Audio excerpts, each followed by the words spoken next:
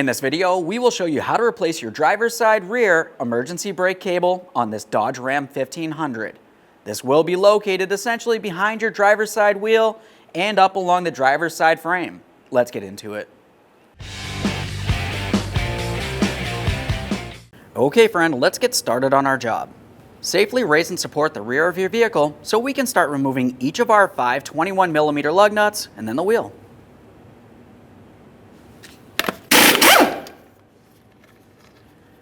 As you remove the lug nuts, a quick inspection, replace as necessary.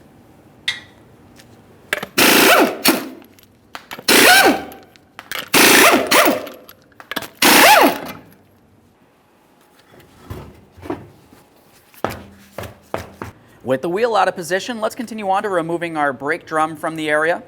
Sometimes you can take hold of this and carefully give it a wiggle and slide it away. If you find that it does not want to slide off, you could lightly tap on it around this area, which would be the mating surface, or you may have to de-adjust it. There's an adjustment point along the back side of the backing plate.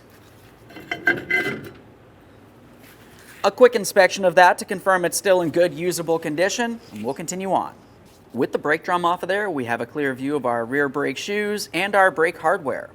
You want to pay close attention. Make sure the shoes don't look like they're worn at an angle or damaged in any way, and also confirm that the rear brake hardware is in good condition as well. We'll be inspecting this as we continue, but we have to disassemble everything so we can gain access to both sides of the cable in this area.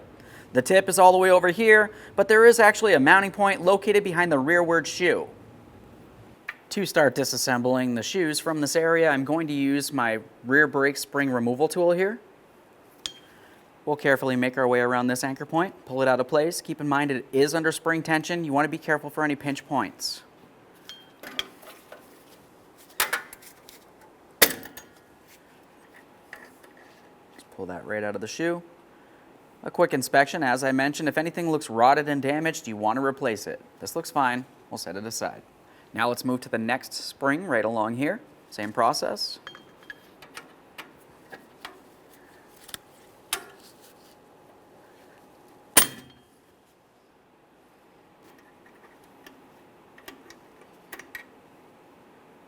That spring is considerably shorter than the first one that we had removed. Now we're going to make our way right down along this area. We're going to find another spring. This one's a little bit different. Essentially, we just need to pull it out along the base area here, which is rested up against that brake shoe, and we'll carefully start pulling it out of position. Just going to use a small screwdriver as a prying device for this. You can use pretty much anything. Now let's carefully reach inside this area. You should be able to pull that towards the shoe. That's going to release pressure from this rod. You can remove it from either side. I'm going to go from the anchor point in the center. Should slide right off of there.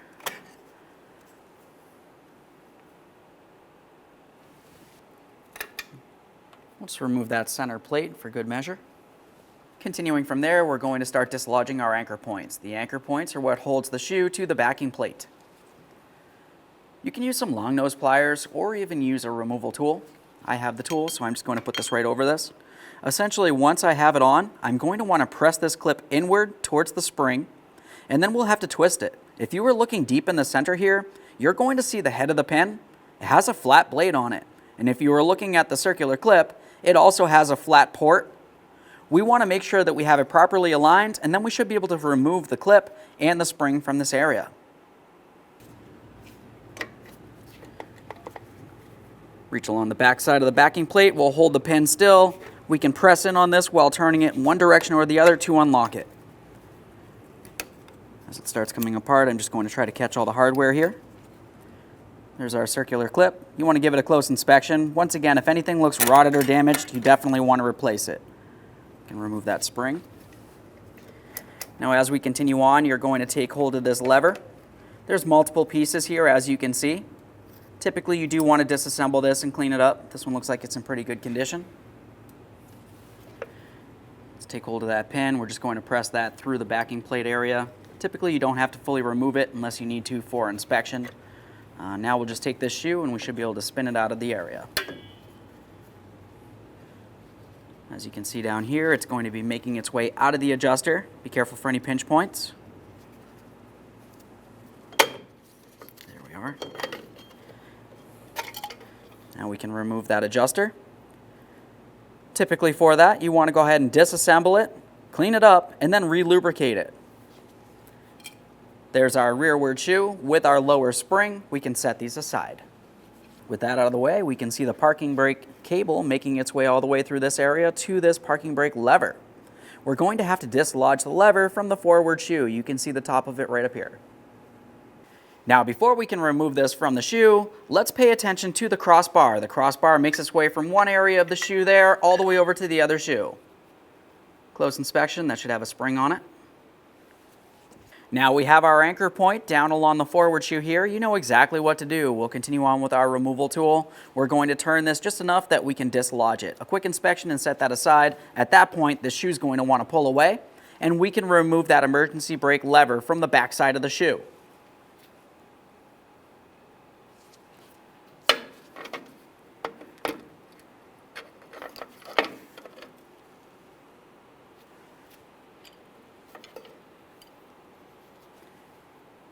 You can see the hook making its way through that port on the shoe here. Typically you can just take that and push it right out. Thorough inspection of the shoe, set it aside. Now to be able to remove the emergency brake lever and spring from the cable itself, we're going to have a look along the back side.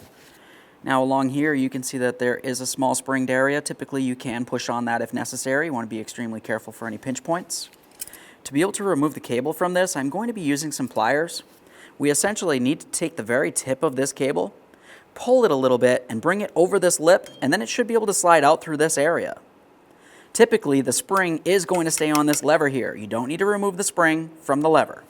Let's use our pliers.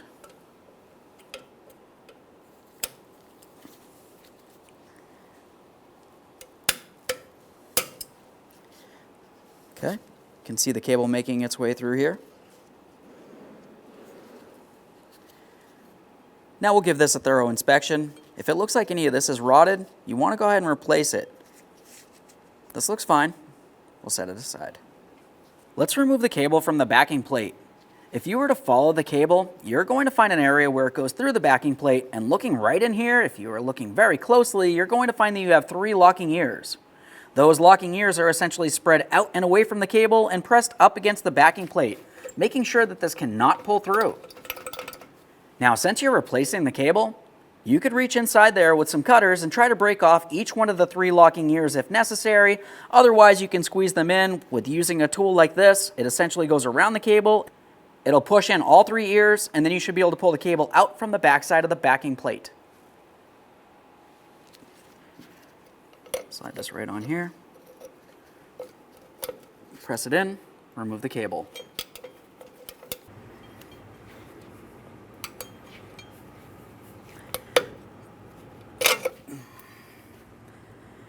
There we are.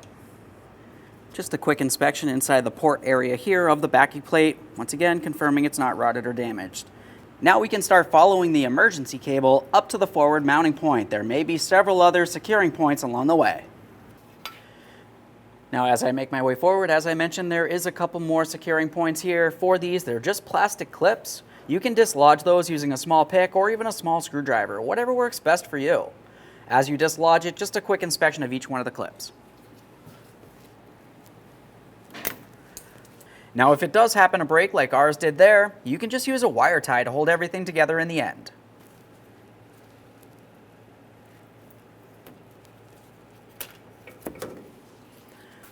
Got another one all the way up here, close to where the front bracket is.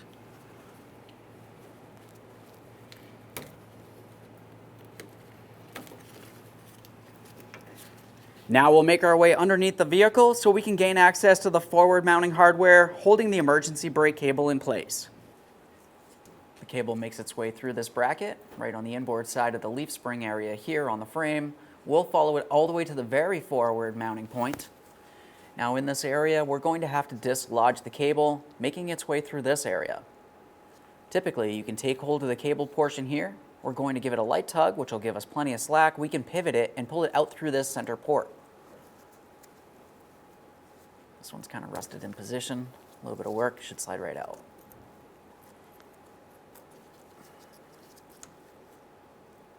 Let's give this a thorough inspection. We want to make sure it's not rotted and weak. This cable needs to function properly.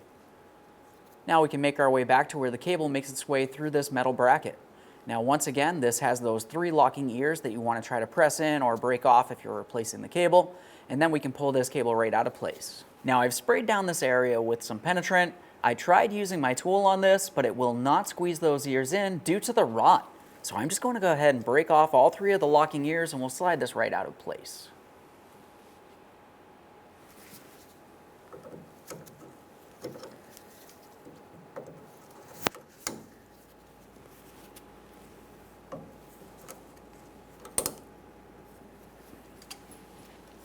Let's take hold of this cable, pull it out of place.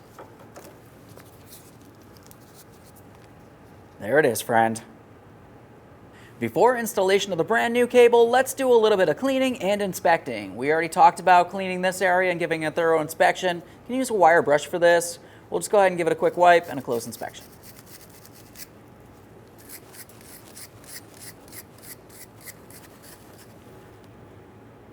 Looks pretty good.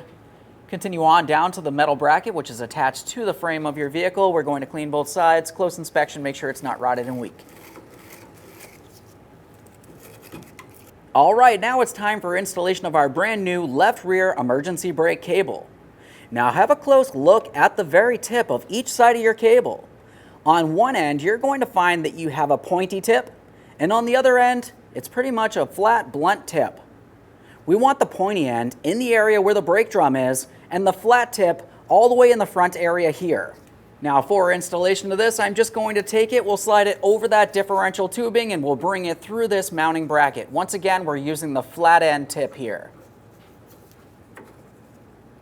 As we press this through the bracket, we want to try to listen to all 3 of those locking ears. This is extremely important, it's properly secured.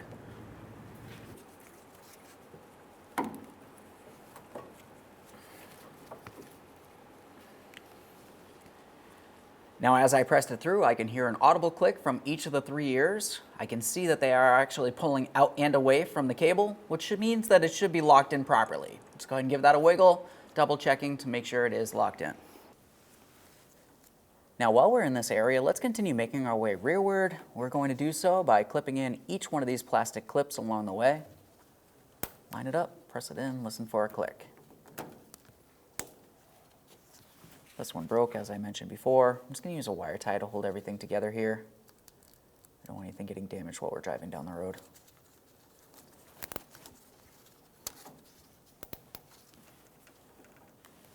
Before we bring the cable through the backing plate and have it latched in, let's go ahead and clean up the backing plate and give it a close inspection. There's going to be several areas that we want to add a little bit of lubricant to. As far as cleaning the backing plate, we'll just use some parts cleaner and a wire brush as necessary.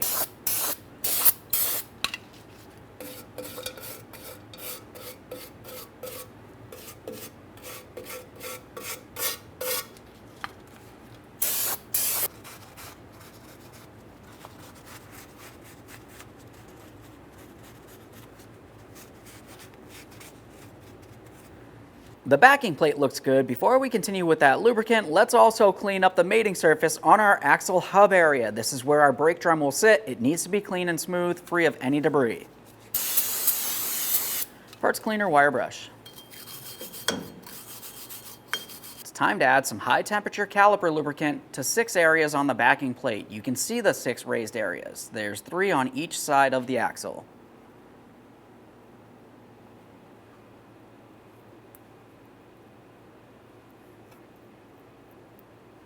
Now as we bring our cable through the backing plate, we'll be paying attention to our 3 locking ears here, making sure it's properly secured.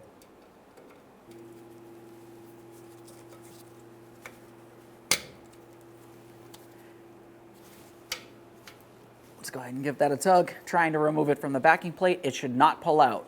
This is completely locked in, we can continue on. Now you should be able to take hold of the cable end here, and we're going to give it a tug. That's going to give us plenty of slack in this area so we can continue on with the emergency brake lever and the long spring here. Now for that cable, we're going to have to take it and bring it through the very tip of this spring. We're going to bring it all the way through here, and we're going to latch it in right along this area. Once it gets to this point, you're going to want to try to flex this spring. That is the spring that holds it locked in the proper position.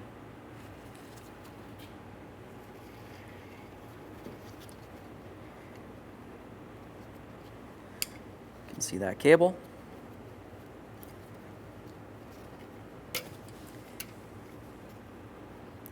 Now we'll just double check, make sure everything's pressed in. I'm going to give this a wiggle, trying to remove the cable from inside here. It should not fall out.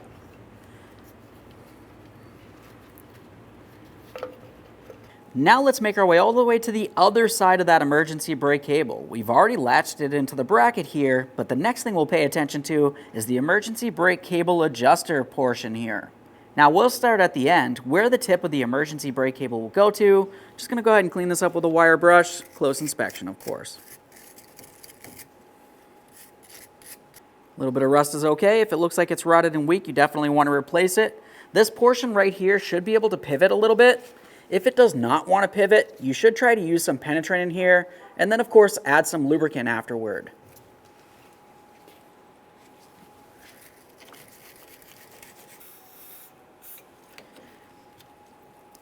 Got plenty of movement from there. Continuing on, we have the adjustment portion here. You can see it's a threaded rod, makes its way all the way through this area and all the way down to here. For this, typically I like to try to take hold of it. I'm going to give it a little tug here, and we'll continue on with some penetrant and of course a wire brush, trying to clean up the threaded portion. We're going to have to take this adjustment nut pretty much all the way down to the very tip here. Typically you don't have to fully remove it, but you will have to make your way pretty close to the end.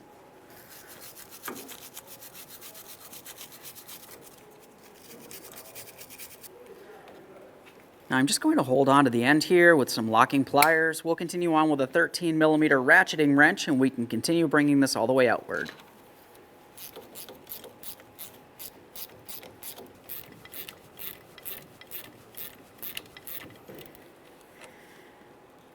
There we are.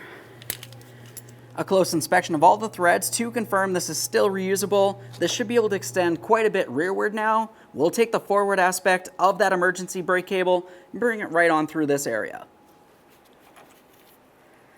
Slide it right on through that port, lock it in. You can see it right there. Just go ahead and give that a tug, make sure it does not fall out. Now we can pause up here. We will have to make our way back here to make our adjustment, but that's after the rear brakes are put back together. Let's go ahead and take hold of the emergency brake lever. You want to make sure that this is a smooth surface right across here. This is going to go right up against the back side of your forward shoe. I like to use a little bit of lubricant here as well once it is cleaned. Continuing from there, we have our forward shoe. If you were looking at the two and for some reason you might have mixed them up, the forward shoe will be the one that has the least amount of friction material. As for this forward shoe, you can see it ends pretty much right along here. The rearward shoe would make its way all the way up along this area. Let's take that lever and bring it right on through that upper slot on the shoe itself. Now we can take the shoe and start getting it in position. We're going to take that pin, we'll slide it through its mounting port, and then install our anchor spring and the anchor clip.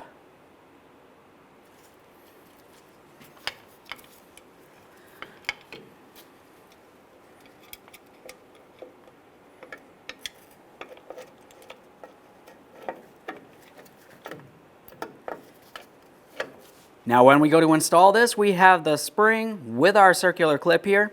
We want to make sure we have the flat blade of our pin making its way through that slot. Once it makes its way through, we're going to continue pressing this in, compressing the spring, and we'll give this a quarter turn, essentially locking it in.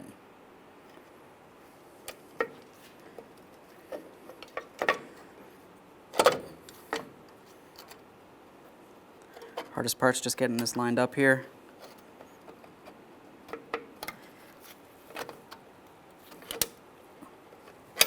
Now once you feel as though you have it in place, you want to take a close look in the center, confirming it's properly latched in. This looks fine, let's move along. It's time for that crossover rod. We'll have the side with the wider slot facing towards the forward end, or the forward shoe, and then we have the area with the spring, that'll be towards the rearward shoe.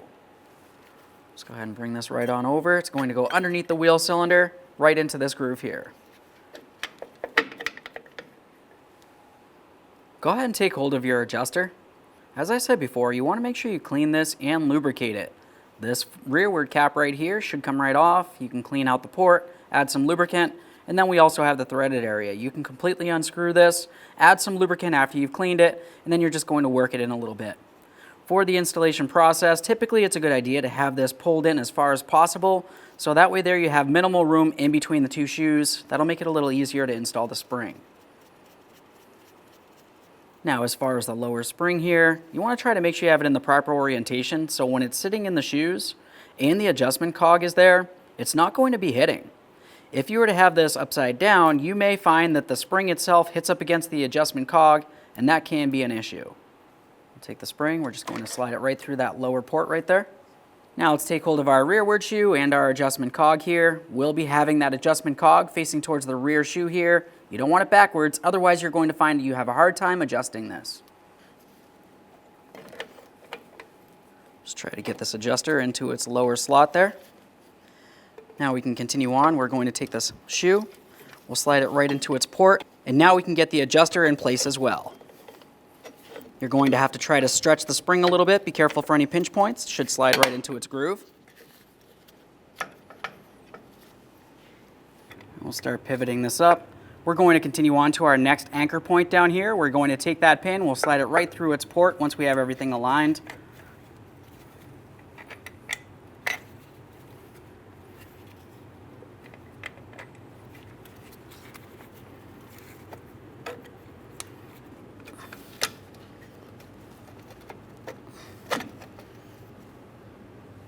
Now we'll be taking our adjustment lever with its small adapter that goes through the port.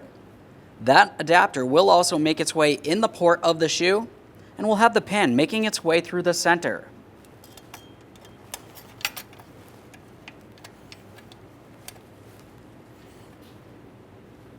Now we have the shorter spring for the rearward shoe here. We have our top cap. Let's get this aligned, press it in, lock it down.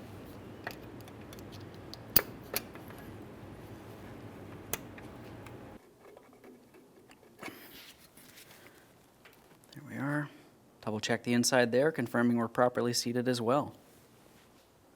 Now that we have that attached, let's make our way over to that crossbar. That's going to fit right inside this slot here.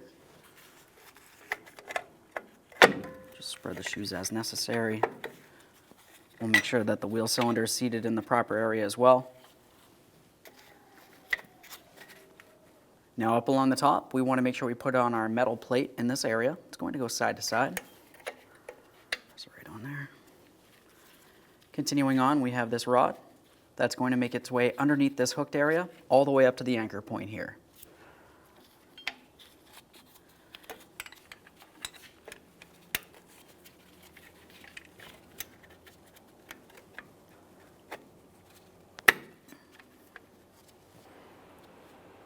Let's put on the spring for the rearward shoe. That's going to go from this port here all the way up to this area on this bracket. For this, I'll be using my brake spring tool here.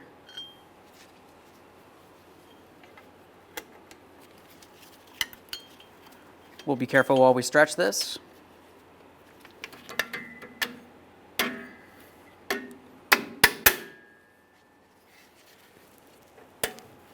Press that all the way up against the anchor point there. Just get that shoe set in. Continuing from there, I'm just going to use a flat blade screwdriver or pry bar. We want to make sure that we have this metal rod pressed all the way inboard on that anchor point. Let's go ahead and press it in.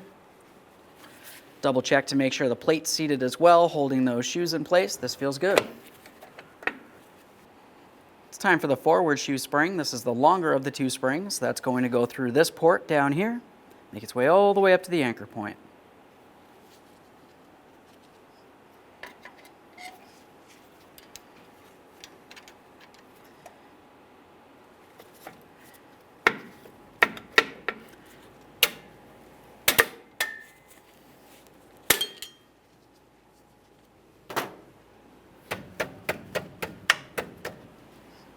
Double check to make sure it looks like you're seated up here. We're confirming we're also seated on the wheel cylinder on both of the shoes and also that crossbar. Both of the springs look good. As we continue making our way down, we have our anchor pins with their corresponding springs and caps. We have the adjuster and its spring. We have one more spring to install right here.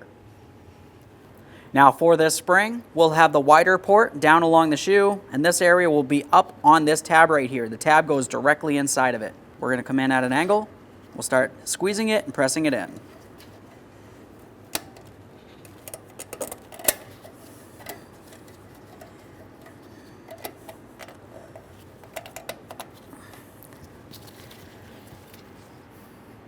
As you start pressing it in, you're going to find that the shoe actually has a small lip for the spring to fit into, so I'm just going to use my prying device for this and we'll press it on as far as possible.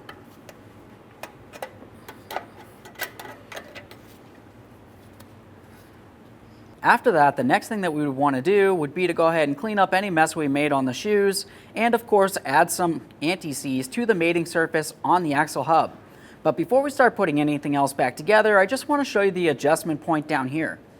You're going to be using a flat blade screwdriver or even a small pry bar like I have. You'll make your way through to the back side of the backing plate and we're going to hit directly up against this cog. You want to work it in one direction or the other, either expanding the shoes out to adjust the shoes closer to the drum or expanding that adjuster inward, bringing the shoes away from the drum. I'll show you what that looks like coming through here. So you can see I'm turning it that direction. That's going to be expanding it. If you had to de-adjust the brakes, you'd want to also use a small hook, bring it in this area, and you're going to press this away from the adjustment cog. That'll make it so you can de-adjust your brakes as necessary. We'll use some anti-seize on the mating surface on the axle hub itself here. Let's install the brake drum. Now here's where you'd want to make the adjustment along the back side of the backing plate there. When you're making this adjustment, you want to be trying to feel this out a little bit. We want to try to make it so each one of the two shoes are just barely hitting up against the friction material of the drum. If you over adjust it, it's going to cause drag. Drag's going to create heat and that'll cause things to expand and potentially lock up the brake. Otherwise, if you are too far de-adjusted, you may find that you have a low or squishy brake pedal and this wheel might not brake at all. Now I've made my adjustment and I can hear a little bit of brake drag here. There really is not too much resistance, so I'm not worried about being over adjusted. This is super important. After you've made that adjustment, go ahead and install your rubber protective plug. It's always a good idea to go over to the other side of the vehicle and adjust those brakes as well. You don't want to have one side of the vehicle's brakes adjusted perfectly and the other side might either be over adjusted or under adjusted. After you've completed that and you're sure they're adjusted properly, go ahead and make your way back up to the front of that emergency brake cable so we can make our next adjustment. Up at the forward adjustment here, I always like to add some lubricant on the threaded area. You can use anti-seize if you want, or just some grease. Pretty much anything that's going to keep this from freezing up on you down the road. I'll just use some high temperature lubricant here. That'll help keep moisture out of the threads as well. Now I'm going to hold this area with some locking pliers. Now we'll start tightening the nut in here. You can use a socket if necessary.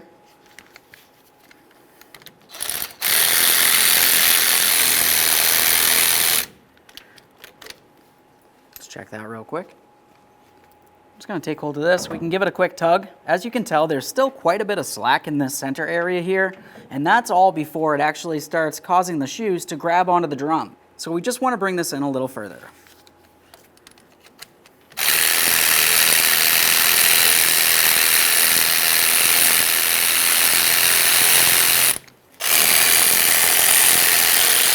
One last quick inspection in this area and we can reinstall our wheel.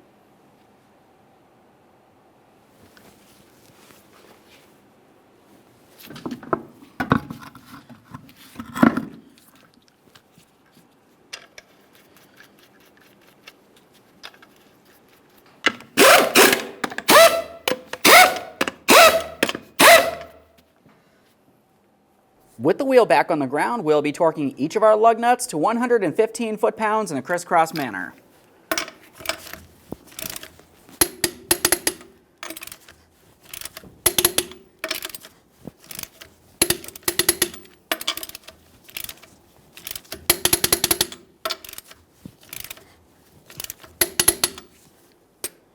Torqued. Okay friend, we finished the installation of our driver's side rear emergency brake cable. The next thing you want to do after having everything torqued is go ahead and test the functionality. This will be done by putting your vehicle in drive, having the emergency brake on, and lightly tapping on the accelerator pedal. The vehicle should not move. After that, repeat the process in reverse, then you can go ahead and release that emergency brake and take your vehicle for a road test. Thanks for watching. When only the best will do, demand TRQ. The only company that lets you view before you do. TRQ is committed to offering the highest quality aftermarket auto parts that are engineered for peace of mind. Thanks for using and viewing with TRQ.